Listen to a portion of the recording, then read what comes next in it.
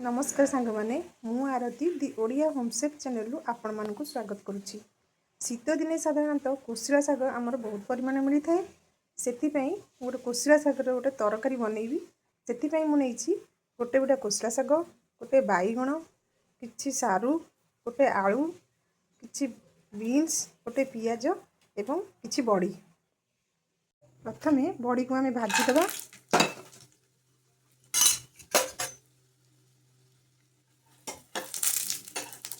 बड़ी भाजी सारा पर प्रथम किसी तेल पकेबा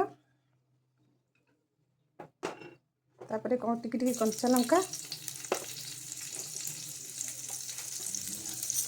फुटण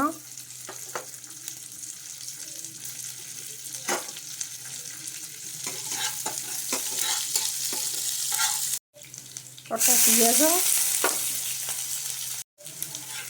भाजवा। पियाज को बेसी भाजवानी बर्तमान आम कटा परिया गुड़ी को पकईदे।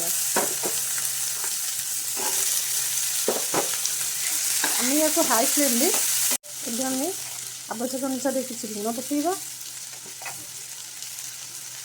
अल्प टिके हलदी गुंड पकईबा एवं गोलैदेवा।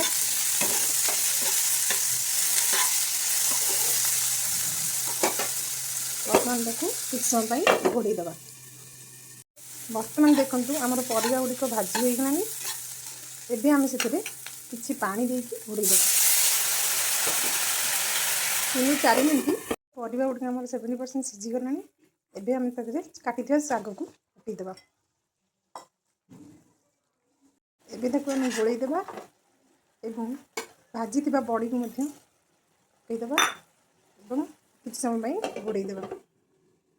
बर्तमान देखु आमर परिया गुड़िक पूरा पूरी सीझी जाइए, शाग सीझी जाइए। एबे आमर पूरा पूरी कोशिला शाग तरकारी प्रस्तुत हो जाइए। आपण मानक जदि मोर रेसिपी भल लगी थाए तेबे आपण माने मोर चैनल को लाइक करेंगे, शेयर करेंगे और सब्सक्राइब करेंगे। कमेंट मध्य देवे। रोची जय जगन्नाथ।